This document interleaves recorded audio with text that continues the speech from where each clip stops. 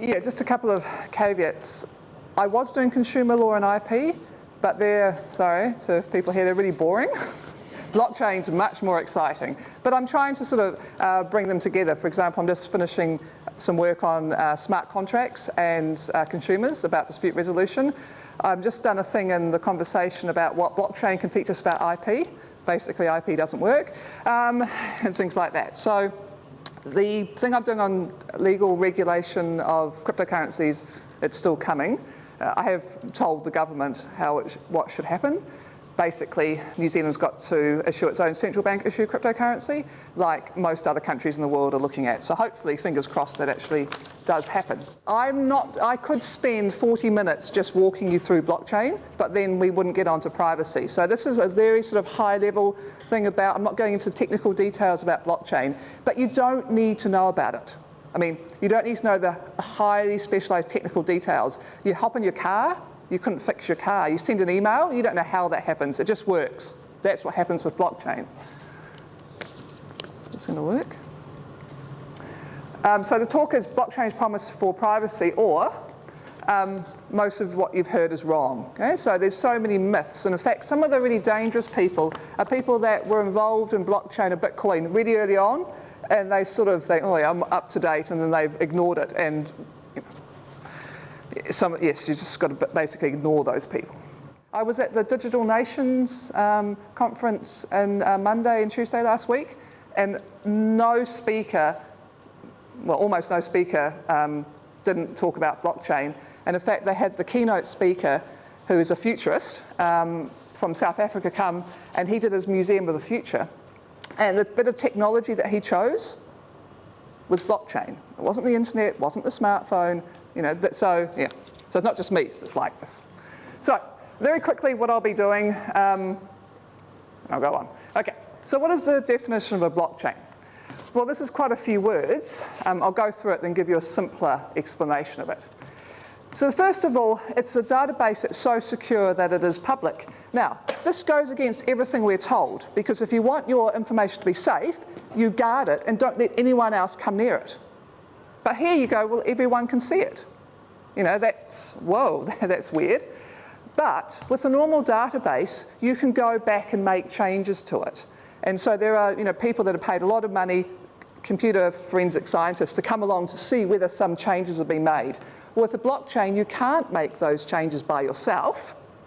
You can only, and in fact, if any changes are made, they're not made on the database, the existing bit, a new bit is added. So you can always see exactly what's happened. Now, I'll talk briefly about the right to be forgotten later on, but that's one of the reasons why people are very scared about blockchain.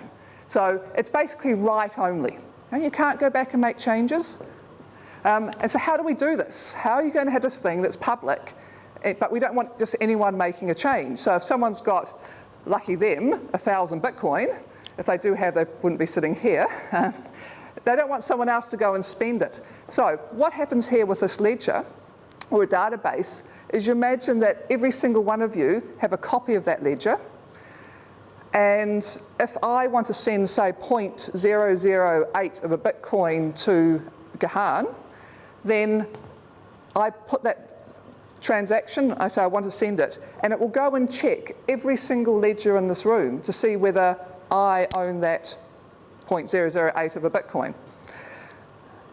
If most of you, so more than half, say, yep, Alex owns it, well, the public key, but I won't go into that, owns it, then it will go ahead. And so what this means is that, at the moment with a bank, the bank has its database, which are hacked and money is withdrawn. But whereas with Bitcoin, for example, an example of a blockchain, just hacking into one or two makes no difference, because when you go to try and get that money out, it will check and it's not there. Bang. So that's what that peer-to-peer protocol. And the other thing with Bitcoin is it has never been hacked. Now, some of you would have heard of like Mt. Gox hack. Well, that was an exchange. And so yes, so if you've got things around the periphery, they can be hacked. But the actual thing, there's been 100% uptime for Bitcoin. I'm not a Bitcoin evangelist. It's actually quite clunky technology, but it did start it all off. Now, another way of thinking about blockchain is that it's a bit like a database that we can all see. It's all updated instantly, so write only. But there's an even cooler thing, which I was talking with John before, about smart contracts, and that's like your database or Excel sheet with macros, so you can actually do stuff, and that's another really, really cool thing, and I'll be mentioning a little bit about that later. So that's sort of, but this again goes against what you think. You think, well, database has got to be secure. No, it doesn't. It is more secure. This is more secure than a bank. Now, some terminology. So blockchain, often when people talk about blockchain, they mean public and distributed and open source. And this is the other thing with this is most of it's open source. But there's also, it's part of a bigger thing called DLT, Distributed Ledger Technology. And that includes, as well as public ones, it also includes permissioned or private, or closed and proprietary, well, the same thing really. But those can be open source or not. So now permissioned, this is where you allow some people to read and write on it. And Hyperledger Fabric, this is open source, and it's from the Linux Foundation, and IBM are using that for a whole lot of people. There's another one called Corda, which is another sort of consortium, and that was created by a whole lot of banks getting together. They've made that open source. Now, just on this, and the reason why blockchain, if you've been listening to it in the media, is just keep on increasing, and the hype around it is massive, is because it is changing so fast. So I estimate that each year in the internet is worth 4 or 5 years in blockchain. Because I've been talking to some people in government, and they're saying, oh, we've got years to do this. I was told by, I won't say which government department, they had 10 to 15 years to get up to grips with this. And I just go, what are you doing? And I think the reason is they've looked at the internet and the trajectory, how long it took, which has taken a long time. It's not the same with blockchain. And part of that is because it's open source and there's money pouring in. And what people will also do is that before they've launched a product, or even before they've even started working on that product, they will say, well, this is what we're going to do. Other people see it and go, well, that's a good idea, but I can improve on that. And they just copy. And so that's part of this sort of exponential growth. You can have sort of basically a private blockchain, but why would you do that within a company? It seems a bit, but you can if you want to, but it's just a fancy database. And so I'll just use blockchain for all of this. And as part of what I'll say is that it's not necessarily a thing of just having all decentralized, like Bitcoin where no one controls it, or having these highly permissioned ones. You can have a combination of both if you want, which will, I think, help for privacy. But what you've got to remember is that once you move away from the public blockchains, some of the benefits are lost because they become less secure. So, for example, if you have 5,000 nodes or 5,000 ledgers, it's almost, or is virtually impossible to hack into it because you'd have to hack into 2,500 at the same time. Okay? But if you've only got 10 people, it's a lot easier. And also if you've got a consortium of different businesses and industry, you just need to pal up with people, you know, just all collude. And so you've got to be a bit careful with that. Now, some more recent developments. Now, some people think, well, blockchain, I don't understand it, which probably most people here.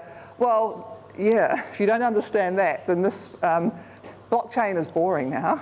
There's technologies that have been developed, built on blockchain.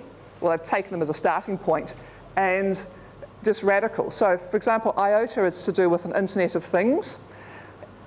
With the blockchain, you have these transactions that go here, and they're all linked up. Yeah?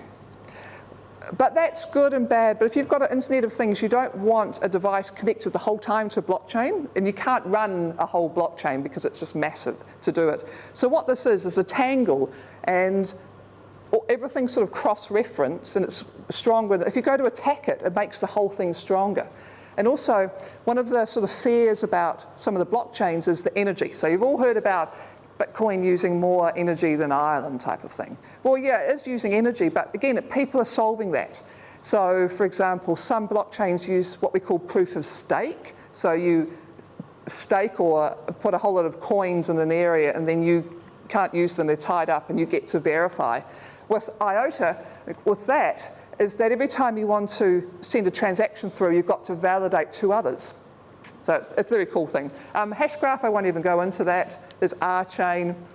There's a whole lot coming along. So blockchain is almost like version 1.0.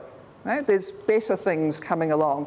These are all very experimental, okay? But one of them will work probably. So some uses. Now, when most people think about blockchain, they don't know what it is. But then I say, oh, you've heard of Bitcoin. They go, oh, I've heard of Bitcoin. Criminals use it. And in fact, the Reserve Bank released, one of the staff members released a report in November last year saying there's only 3 uses for cryptocurrencies: criminals, speculations, and cross-border payments. So they're obviously in that camp as well. Yeah, speculation. Now, yes, some criminals are using this, but my argument is if you want to stop criminal activity, get rid of cash now, because cash is king when it comes to it. And also, all technologies are used for good and bad. I just showed you the video before. Does anyone know the industry that sort of developed high-speed video streaming?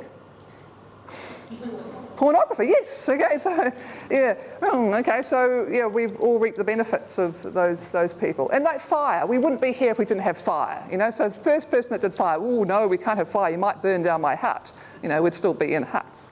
Okay, now. You know, lots of governments. New Zealand's a bit late to this party. Hopefully it will come on, but they're working on blockchain for almost every industry. I say almost. I haven't come across an industry yet where someone's not using blockchain or they could be using blockchain. So, you know, supply chains. Fonterra's working on this. Walmart's working on this. With provenance, we can actually now prove, and not just provenance, we can change the for example, the money can actually go to the people that are producing it. There's all sorts of rorts that go on. Even in New Zealand, say you're a farmer and you supply a trader with your goods, you've got to wait to get paid. You can change all that. You can actually, I won't go into the details of it, but it will change everything like that. Health records. Now, a lot of people talk about health, but actually, especially with health, not so much in New Zealand, but overseas, one of the big issues is actually accessing it with the insurance companies. So you can take away a lot of the friction if stuff is on the blockchain. Distributed energy grids, so power ledgers working with, one of the big telcos. And so this is where, say you've got your solar panels on your roof, instead of having to feed it back to the main electricity company, you can sell it to your next door neighbour. So that's being looked at very carefully. You know, education, credential, it's really cool. You can see that someone's actually been given it, and you can revoke the credentials. Finance, I haven't gone into. There's a whole, lots of things. Insurance, insurance companies are really looking at this. But just a very quick thing. Say, for example, you're driving down the road and you've got a choice of 2 ways, and one way is much quicker, but it's quite dangerous, and the other way is longer. You could have an IoT thing on your car that says, okay, if you take route A, we're going to charge you $15 for this trip, but route B will be free. You know, things like that. Of course, registry systems. So, you know, a lot of people are working on land. I've got a student about to start one LLB honours dissertation on putting land on the blockchain, cars, IP, all those types of things. Now, some of you say, oh, we've already got to register. We've got to register for patents. We've got to register for plant varieties, all those designs. We do, but that register is not necessarily accurate. I was talking with someone the other day, and there'd been 7 changes of ownership, and they haven't been registered, which is pathetic. So you think you're dealing with the proprietor of something, you're not. On the blockchain, you can see immediately who owns that right, but not just that, also what all the licenses that run off it. Okay, now this is coming a bit more into privacy. So this is not science fiction. You can program money We've never been able to do this. So you can put actual conditions of money. So you can only spend at pre-authorised places. You can't buy things like alcohol. So everyone can see this is to with benefits. And people say, oh, we can do that at the moment. You can get a card. Well, yes, but once that money is received, it can then be spent anywhere. But you can keep those conditions on the money. Okay? So it can only circulate in certain areas, which we can't do at the moment. If you wanted to, they could be removed. They're doing work on this in Australia. And of course, anyone know, you could track the way that you go through, so people don't like this for privacy. And why I say this is not science fiction is, anyone heard of GovCoin? No, we'll have a look at that. If you want slides later, there's a thing there. And of course, a lot of people are up in arms about this because they say it gives too much visibility to the government about how people are spending money. So it's been trialled, great. And the other quick thing with this, I actually think it would be useful because for some things you can claim tax back, tax credits. But if you've got no money, you can't spend the money in the first place. Here, you could say, right, if you want to spend $1,000 on childcare for the year, we'll give you the $1,000, cryptocurrency, but you can only spend it in these places. If you don't spend it, we can just take it back. But that changes all these things around. Now, coming to privacy. We don't have perfect privacy. As John just said, you're being, if you say something, you're going to be recorded. It's just not possible. So if you walk down the street, you can't ask people not to look at you. Middle of Newmarket with your children. So to the privacy people, you know what case I'm talking about. If you want to keep all your financial transactions secret, then you've got to use cash, which is actually quite inconvenient. Ask your employer to pay you in cash. Just try. How are you going to live without electricity, running water? Because you've got to give some information up. And I was in Wellington sometime, and that's, so Wellington Airport, you can't pay by cash. So increasingly places are saying no cash because it's a bit of a nightmare. So what are the potential issues with privacy? Well, can't everyone see into it? Because that's what they say with Bitcoin. You can see. And you can with Bitcoin. So I mentioned before about a public key, which is a bit like a bank account number. But it's different from a bank account number because as soon as you know someone's public key, you can see all their transactions and their current balance. Okay? With a normal bank account, if I give my bank account to Kahan for him to pay me money, he can't see any of that information. But nothing is necessarily simple as everything being seen. Because, and I'll explain why in a second. Now, so this is going back to the thing about Bitcoin. So, just a bit of a lesson for everyone, is that you don't technically own Bitcoin. What Bitcoin is, as an example, is just recorded against a public key. Like I've said, is a bit like a bank account number. Meaningless string, quite a long string, and if you know it, someone's public key or a public key, you can go along and see it. Now, so with this, you would be really, really, really stupid to buy drugs with Bitcoin because there's a perfect trail once they find out your public key. Okay, so you can see all the transactions, but, and this is the beauty of it, just because you know someone's public key doesn't mean to say you can spend that money because you need to know the private key. And that's sort of the magic one. So you've got to keep that private key secret from everyone. And this is a bit here. The hacks of Bitcoin and other cryptocurrencies is not hacking into the blockchain. It's because those private keys have been held by somebody and they've been compromised. Now,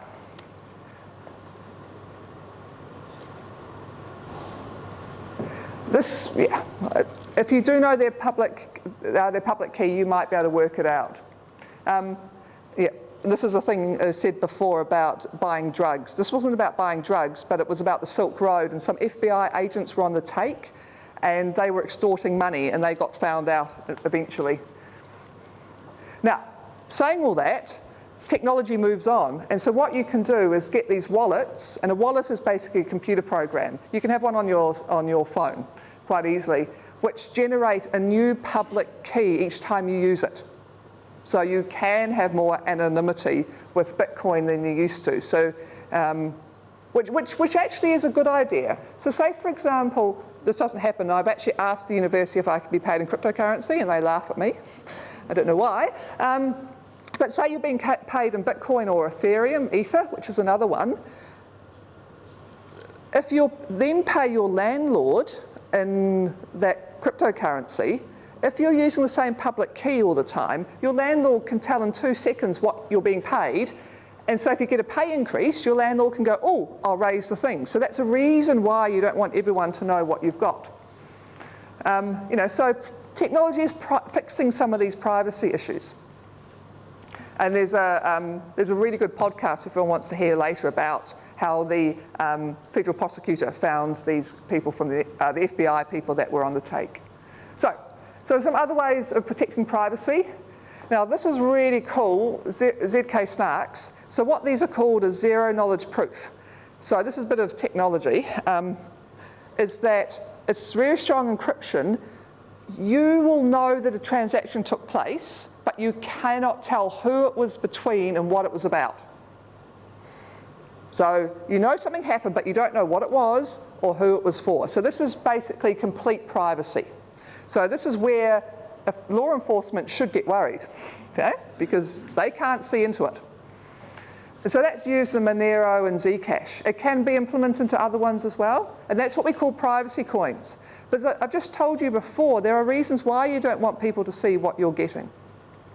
Bulletproofs is another one, which I won't go into. And also, and this is a key thing, is that you can use encryption so that some people can see some parts and some people can't see others. So you could have a public one, which is visible to everybody, but they can't actually see what's going on. So it's not as clear as saying, we'll have a public one and we'll have a permissioned one. You can have a mix, almost of the two. Now, some other concerns about privacy. Yeah, the right to be forgotten. Okay, so we know with is it Google in the EU? Now, technically, if information's there, it is immutable and there for all time. Well, yes, at the moment, but if you do have a blockchain that is permissioned, that someone is controlling it, then they can remove the information. Okay? So it's not a case of either or. Or you could have it so information is deleted. Okay? So you can do this. It will be or definitely be technologically possible to do this. You might not want that for money, but it depends. There's a new one, and I'm not making this up. It's called Mimblewimble. So anyone a Harry Potter fan? That's a tongue-tied curse, okay? And so with that one, they can actually do some fancy stuff and discard a whole lot, and you don't need to see the old transactions, but it's still there. So again, there's ways around it. Now, as I've said just before, so if you have a permissioned one where someone is controlling it, or a group of people are controlling it, you can have that information deleted. So it doesn't suffer as much as a decentralized, because if it's truly decentralized, no one can control it. And in that situation, you wouldn't be able to delete information. But even if it is decentralized, it could be a DAO. So people that don't know what a DAO is, which is most people here, that's a decentralized autonomous organization. And this is part of the really cool stuff about blockchain, is that it allows us to completely change the way that companies and other organizations are organized and run. And it also may be a way of getting out of the Uberization. So what I mean by Uberization, Uber takes a lot of the money because it's a central player. Here, if you're using a DAO, all the people in that ecosystem can have tokens and they benefit from it. So anyway, it's another way of doing it. So, and it's more consensual in that people vote and do things like that. So if it's a well-functioning one, then you could also have the information removed from that as well. So, blockchain's possible effects. So when you first look at it and think about it, you say, oh my God, it's going to be a real threat because it's there for all time, everyone can see into it. But hopefully what I've explained is that's not actually accurate. You can design a system which takes care of that. And in fact, it could offer the same or even better privacy than the current systems. You know, why is our current privacy protection so bad? It's not the law, you know, it's a practical reality. And this is the same with law generally. You know, you can perfect law, but it's messy when it comes to real life. You know, why is it so bad? Well, as I've already said, if you actually want to access services, you've got to give up all your information. So you don't need to do this each time, but quite often you're doing these things. You know, your name, address, proof of address, birth date, all those types of things, you know. And I still shake my head when they want proof of your identity and they ask for a passport. I mean, passports are forged all the time. I mean, we live in a really, really, you know, so not only are you giving all this information away, you're allowing someone else effectively to get hold of that information and use it for identity theft. And also, your personal information is being held by tens, if not hundreds, of different organisations. Just one of those is compromised, and all that information is gone. And we all know that that happens all the time. You know? And I just think it's woeful, okay? It's really, really bad. I mean, we're used to it, so, oh yeah, that's the way it works. Well, it doesn't have to work that way. Because you don't control your data, the people who hold it control your data. But blockchain can change that. Oh, this is just a thing of, you know, so this is America, biggest data breaches, you know. This is the number of people compromised. Not so bad for us, I guess, in New Zealand, but, you know, Equifax was a massive, massive issue. There's well, they've got a bit there. So I like to have like footnotes. Okay, so as the banks know, our privacy can be enhanced by people not holding information. So I don't know, everyone know about PCI? Probably not. Some of you will. So if you want to basically if you're a trader and you want to accept money from somebody, a credit card, the banks make it really difficult for you. And so to become PCI compliant, you have to do a whole lot of stuff. And part of that is not holding your customer's details. It's held by a third party. You just receive the money. So the easiest way to be PCI compliant is to store the credit card information, not to store it, and have it done by third parties. But those third parties aren't necessarily secure, like PayPal. I don't know if anyone's had problems, but that's really, really bad. Well, it's not very good. Okay, so we know that. Don't hold the information, much safer for people. So what can we do with blockchain? Well, there is a bit of technical stuff here. There's a couple of different ways of self-sovereignty, well, identity. Now, a lot of us use this. Federated identity is when you get access to something using pre-existing credentials. So, for example, Google or Facebook, you know how you can sign into things? It's really cool and handy, but yet Facebook and Google have even more information. Whereas self-sovereign is that you control your information and grant others the right to check that information is correct.